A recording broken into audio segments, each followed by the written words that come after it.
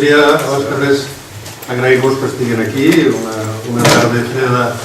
del mes de gener, i deixem-me que agraïsca també la gent que compartim la mesa avui aquí, el senyor Màrius Pont, a la meva esquerra, membre de la Junta de l'Òmnium Cultural Terres de l'Ebre, la senyora Dolors Queralt, regidora de Cultura i Universitats de l'Ajuntament de Tortosa, i la senyora Esther Franquesa, directora general de Política Lingüística de la Generalitat. Avui, com vostès saben, comença un cicle de conferències, 5 en total, que tindran lloc les properes setmanes, un cicle de conferències sobre sociolingüística a les Terres de l'Ebre, i que avui comencem aquest cicle en una conferència que farà l'amic Miquel Àngel Pradilla. Jo voldria repetir l'agraïment de la gent que està aquí, gent sempre molt benvinguda, senyor Beltran, feia uns dies que no ens veiem, i ja sense més dono la paraula al senyor Màrius Pont, que pronunciarà les paraules. Bona tarda i gràcies per participar-hi en nom d'Òmnium Cultural que coorganitza aquestes jornades, que porten el títol genèric de Llengua, Societat i Poder. I tant de poder que té la llengua, diria jo.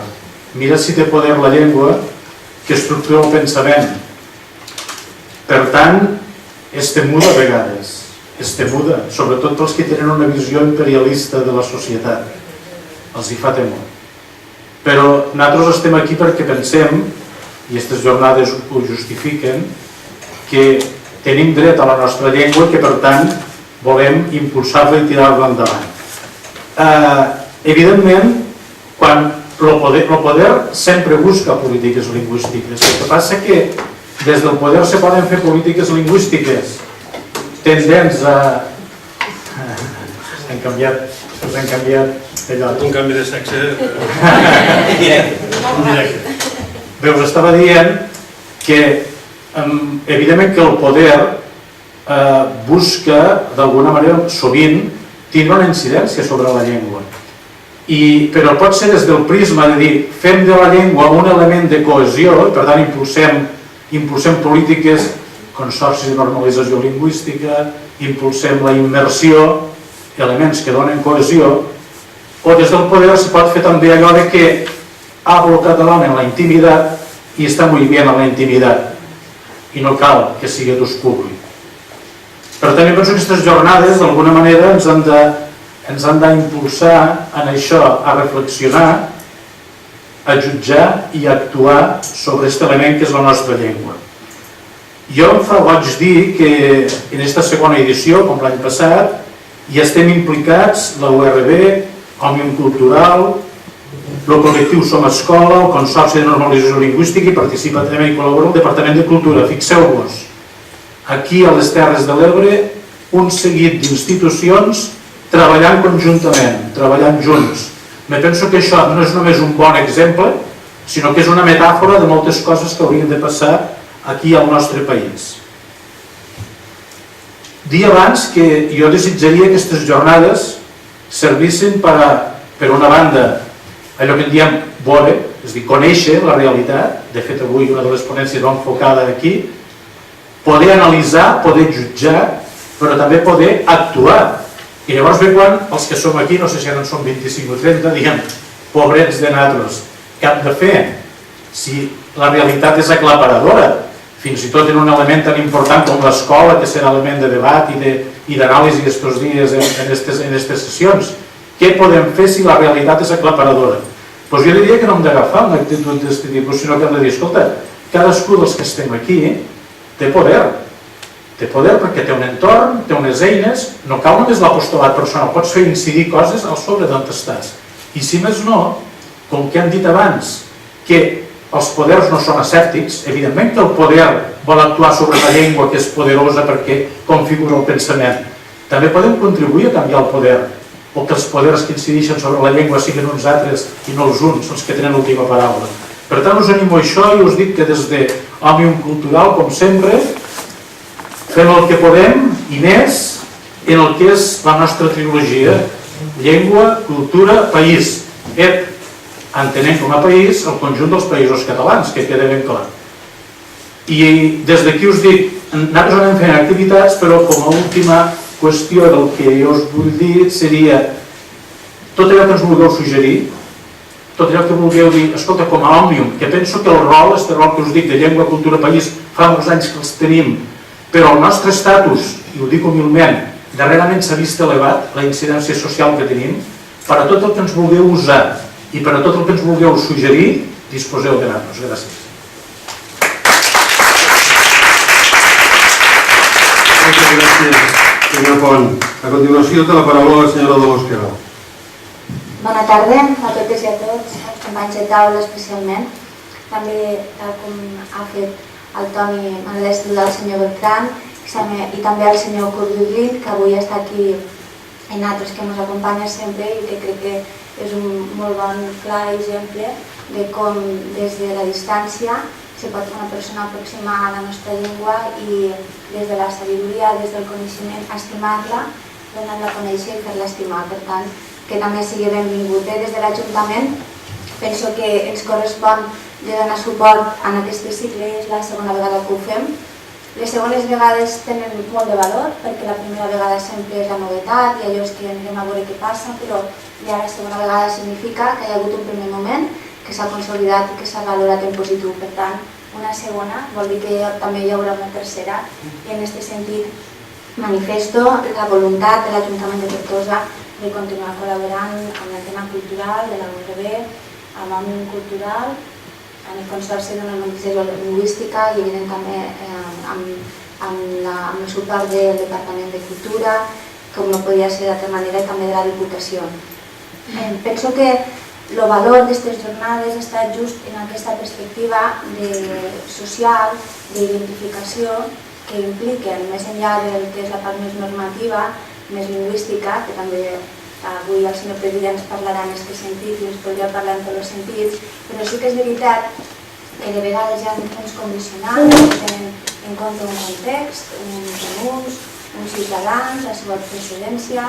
els elements que van desenvolupant-se al voltant d'aquest ús de la llengua i que està bé que ens diguéssim sabedors de com aquests diferents elements acaben condicionant, perquè com molt bé dia ara Màrius, des del nostre poder, entre cometes, des de la nostra perspectiva, des de la nostra incidència, si som sabedors podem cuidar de que allò que cal estigui sempre present i estigui sempre acompanyat. Parlava ell del territori. Jo crec que en aquest sentit la senyora Franquesa ja ho sap molt bé, és un territori afortunat i per tant sí que és allò que, bueno, per què cal? Doncs cal reflexionar perquè també quan les coses funcionen cal tindre clar, com abans dia, el per què estan funcionant. I cal també veure-ho des d'una perspectiva de país i sabent que nosaltres en aquest cas, si m'ho permet, i més també des d'Òmnium, nosaltres tenim una perspectiva molt clara de països catalans i per tant des d'aquesta centralitat de països catalans ens interessa estar molt amatents al que passa al nord, però també al que passa al sud i en aquest cas també el que passa a l'est i a l'oest de casa nostra i més en uns moments en què el context polític també acompanya a poder obrir aliances, a poder compartir en aquest cas perspectives i inquietuds i pensem que també és un bon moment per a des de la banda més política, més social poder també establir totes les sinergies que calguen perquè això vagi avant. Res més, m'agraïo a tota la seva presència, esperar que en les jornades ens anéssim trobant, avui inaugurem, però serà un cicle que ens permetrà de trobar-nos en molts de moments i confiar, tal com dic, que aquesta gent que amb tanta empenta porten davant iniciatives tan interessants no s'encansen, ja sabem que no serà així i que sempre estarem al seu costat. Gràcies. Moltes gràcies, Dolors. A continuació de la paraula a la senyora Esther Franquesa, qui a més inaugurarà aquest segon cicle de conferències que avui inaugurem. Gràcies companys que m'heu precedit en la paraula, gràcies a tots vosaltres per seguir en aquest segon cicle de conferències. El segon vol dir que el primer ha estat bé i el repte de fer-ho bé tan bé com per posar-nos els deures de fer una tercera conferència, o sigui que ho tenim una mica difícil perquè ja hem de saber que estem preparant aquesta tercera edició del cicle de conferències. abans en aquesta mateixa taula s'ha dit que la llengua és tan important, té poder, tant que és la infraestructura que tenim del nostre pensament. Jo crec fermament tant que la llengua és la matèria primera, de fet, de les persones, perquè les persones són paraula, les persones són llengua, i la llengua, a més, és el que identifica i et fa sentir com a persones, perquè ens relacionem parlant, ens relacionem pensant parlant i expressant allò que sentim, construint el coneixement, transferint-lo, però a més relacionant-nos els uns amb els altres, i per això la llengua, a més de formar part de la persona, forma part de les comunitats, i per això és tan important per tots els grups socials, per tots els països, la llengua en què es vehicula, en què s'expressa el coneixement i en què s'explica el món. En alguns contextos, com és el cas del nostre, tenim una llengua que és pròpia de tot el territori, una altra llengua que és pròpia d'una part del territori, a la Vall d'Aran, i convivim amb una altra llengua, que és la llengua que fan servir molts dels ciutadans d'aquest país i que també és oficial perquè ho és a la resta de l'Estat, i aquest conjunt, a més, a hores d'ara, té una complexitat encara des del punt de vista lingüístic molt més gran, molt més ric també, perquè hi tenim persones en aquest país que parlen amb una llengua primera diferent del català, del castellà i de l'aranès, que arriba gairebé a ser de 300 llengües. Per tant, som un país complex, però també molt ric lingüísticament, i per això de sempre ens hem hagut de preocupar de dues coses fonamentalment: que la llengua que és pròpia del país sigui també la llengua de tots aquests catalans que viuen a casa nostra, sigui quina sigui la seva llengua primera, i que, a més, el país funcioni de manera natural, de manera normal, en aquesta llengua, sobretot, i de manera essencial, a més d'utilitzar altres llengües en els contextos privats. Són dues línies de política lingüística, si m'ho deixeu dir així, que haurien hagut d'estar sempre en la manera de funcionar del país i que ha estat estroncat durant molts anys, durant molts segles, i recentment encara sembla que això s'està fent. Per això continuem reflexionant sobre la llengua, i per això és bo que els que treballem prenent decisions a l'entorn de la llengua, que som molts, des del punt de vista polític, des del punt de vista de la societat civil, des del punt de vista de la ciutadania, cada dia del món, que tinguem una mica més de saviesa a l'entorn de la llengua i que no parlem només en percepcions, perquè això acostuma a ser molt fàcil de dir el que un percep simplement, i en canvi és bo de ponderar la realitat a partir d'un coneixement mesurat, estudiat i meditat. I això és el que podem fer avui en aquest segon cicle, és el que es va fer en la primera edició, i en aquest segon cicle sobretot farem això segon, meditar sobre la realitat a partir d'uns coneixements que ens permeten saber quins són els coneixements, quins són els usos, quines són les actituds en relació al català i a les altres llengües a Catalunya i a tot el conjunt del territori. Això és el que ens ofereix l'informe de política lingüística que vam presentar al govern de la Generalitat, és el que recull l'informe que ens presentarà el doctor Pradilla d'aquí a uns minuts, amb molt de coneixement i amb molta expertesa. Per tant, tenir aquesta fotografia de conjunt, saber la realitat, ens dona el valor d'allà on som forts i allà on hem de tenir la mesura i la manera de treballar per contrarrestar els dèficits que encara té aquesta societat des del punt de vista lingüístic. Conèixer la realitat, conèixer la societat, és el que fa qualsevol empresa, qualseva entitat que vol treballar, que vol vendre un producte. Sense això, segurament la teva acció en relació a la societat o en relació al grup que vols abraçar no serà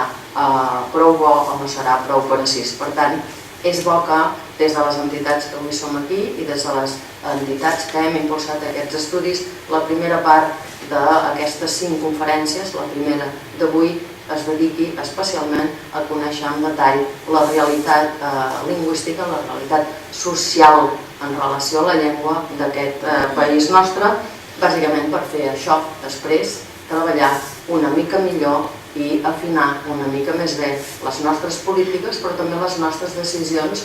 del nostre dia a dia en relació a la societat en la qual vivim. Però no ens quedarem només en el coneixement de la realitat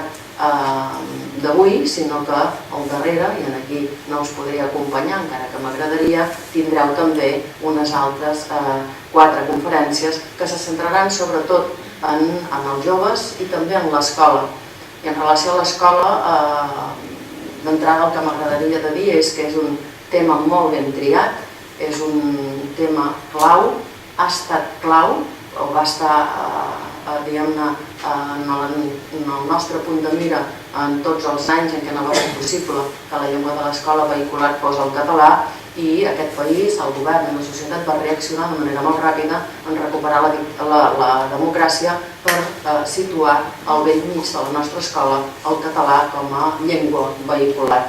Amb el nostre procés d'immersió, que coneixerem gràcies a les conferències que vindran després d'aquesta primera, hem aconseguit capgirar la manera de funcionar d'aquest país des del punt de vista lingüístic. A vegades, i suposo que passarà quan parleu d'això, sorgeix l'optimisme, no? Hi ha la mateixa posició que hi havia en relació a l'escola en els anys en què vam començar amb la democràcia, però hem de tenir en compte 2 coses. Potser sí que hi és, però ens ha canviat completament la composició demogràfica. Abans era català-castellà, ara tenim un 17% de la nostra població que és de llengües diferents i en el conjunt fan un 35% de la nostra població que parla a casa seva de manera natural, i a més amb tot el dret de fer-ho, amb la llengua que ells porten a la seva motxilla. I per tant això, quan arriba a les escoles, ens ho fa una mica més complicat. I per tant hem de continuar treballant perquè aquests infants, aquests adolescents, quan acabin, com és el cas fins ara, tinguin l'opció d'utilitzar les 2 llengües d'aquest país que són pròpies i les 3 que són oficials i, a més, que siguin capaços d'aprendre altres llengües. I després que siguem capaços a la nostra societat d'oferir unes condicions, en això treballem potser tots els que representem avui aquí les nostres institucions, universitats, entitats, ajuntaments, ens locals i els ciutadans, d'oferir unes condicions perquè aquesta llengua que ha estat apresa a l'escola, que potser no es parla prou al pati com és més natural del que sembla a primer cop d'ull, s'activi realment després en uns entorns que sí que són bons, per exemple, en els llocs de treball. Per tant, l'escola realment és molt clau, encara que fins i tot en el pati ens sembla que no es parla prou, aquella llengua ha estat ben apresa i es pot activar si les condicions ho permeten, i això, aquestes dades que es presentaran avui, també ho demostren. Per tant, val la pena de reflexionar sobre l'escola, perquè, com dic, és clau. És tan clau que aquest sistema nostre ha funcionat amb les imperfeccions, amb les millores que puguem anar introduint molt bé, com demostra que l'estat espanyol continua tenint la seva dèria de fer que aquest sistema se'ns estronqui per alguna via, que faci forat per alguna via i que se'ns desgavelli tal com el tenim organitzat. I ho serem perquè els nostres, com hem parlat de tot el territori de parla catalana, els nostres, les persones que viuen a les Illes Balears han tastat aquesta metzina, al País Valencià també, i saben que afectar l'escola és afectar la línia de flotació i per tant és bo que nosaltres continuem treballant perquè l'escola funcioni com hagi de funcionar, amb la llengua catalana com a llengua vehicular, i que tota la societat a l'entorn hi reflexioni i conegui ben de prop quines són les característiques i quines són les millores que hi podem afegir per assegurar que el futur de la llengua comença des de ben petits i que complementem, evidentment, amb l'ensenyament des del Consorci, des d'altres entitats i assegurem des d'universitats i llocs de treball. Per això em sembla que és molt ben triada la manera d'enfocar aquest segon cicle amb un coneixement de la realitat proper i focalitzant l'interès en l'escola perquè continua sent clau, no suficient, però continua sent molt clau i no podem afluixar de cap de les maneres el nostre esforç en aquest punt. Felicito, per tant, els organitzadors que heu configurat aquesta idea, aquesta suma de 5 conferències. Evidentment, em felicito de poder ser també representant la Direcció General de Política Lingüística i que com a Departament de Cultura puguem estar al costat de les entitats que hi donen suport i felicito per descomptat a les entitats primeres que són les que organitzeu. Que vagi per endavant, que com que els ponents coneguts de tots ells per part meva, doncs sé segur que seran un èxit i que seran de molt interès i per tant doncs jo callaré perquè puguem començar a escoltar les paraules sàvies del doctor Pradilla parlant de les dades de coneixement, d'ús de la realitat de l'entorn lingüístic de tot el territori de parla catalana i donem per oberta aquest segon cicle, amb aquesta primera conferència. Enhorabona a tots els que heu participat i us escoltem amb molt de gust i per molts anys continuem fent aquest tipus de projectes. Endavant.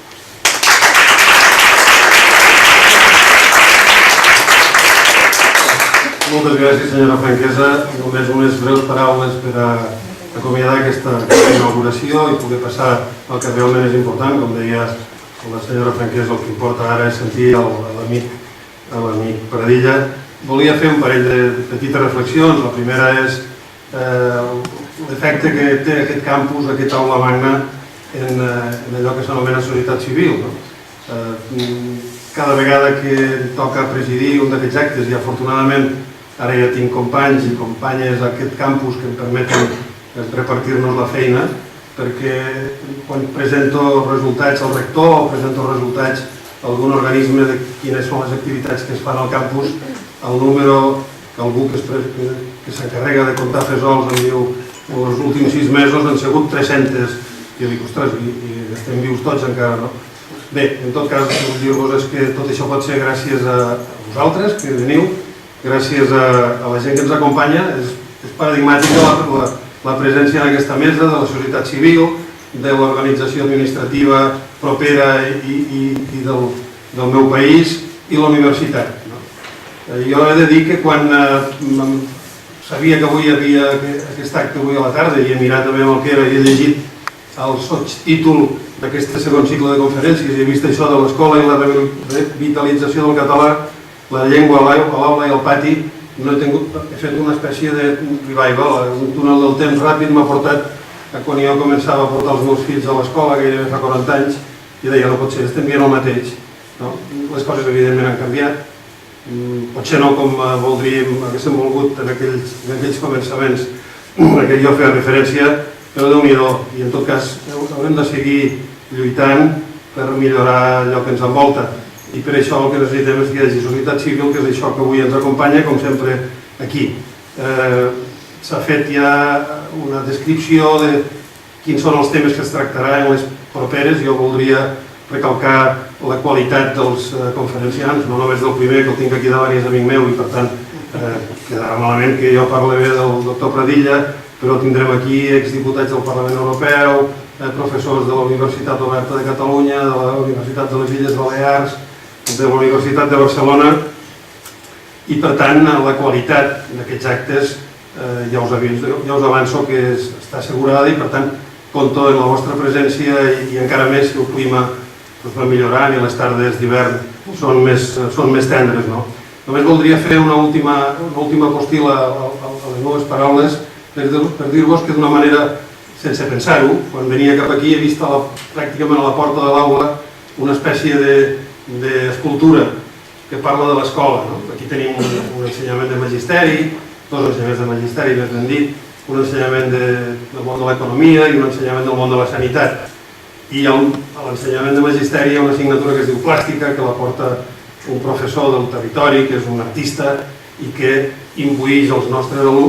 alumnes, que seran els futurs mestres, que sàpiguen traure art d'aquelles coses que en principi no tenen, de les deixalles. Jo us demano que quan sortiu doneu una mirada, perquè en aquests corredors que hi ha aquí a la vora hi ha mostres d'aquestes obres plàstiques fetes en material de rebuig, que jo sempre em dol que quan acaba això pregunto i què n'heu fet quantitat? Penso que l'art a vegades, encara que estigui fet en obres... I per què dic això? Perquè penso que el futur vindrà pel món de la formació, el futur de la meva llengua vindrà per moltes coses, la política evidentment ens ha d'ajudar, però els mestres, que són aquella gent que tractarà amb els meus nets, els fills, les properes generacions, són els que ens asseguraran que la tercera, la quarta, la cinquena pugui estar plena d'èxits com no ho dubto. No res, moltes gràcies a tothom i ara baixarem a baix perquè comença la conferència del